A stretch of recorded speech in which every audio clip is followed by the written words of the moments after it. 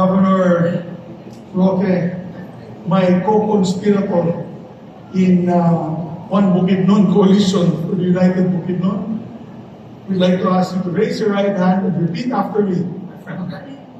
I state your name.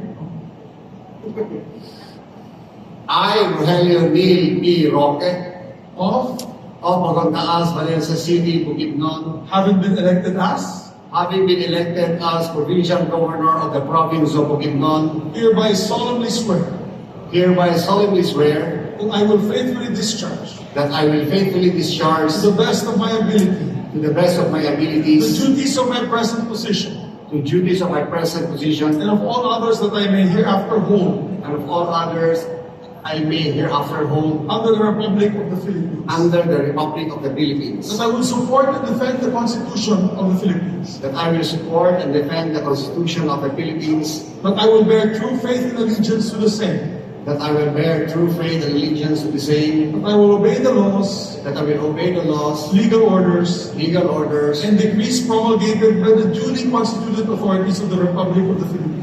and decrees promulgated by the duly constituted authorities of the Republic of the Philippines, And that I impose this obligation upon myself and that I impose this obligation upon myself voluntarily, voluntarily, without mental reservation without mental or reservation purpose of evasion. or purpose of So evasion. help me God. So help me God. Congratulations, Governor.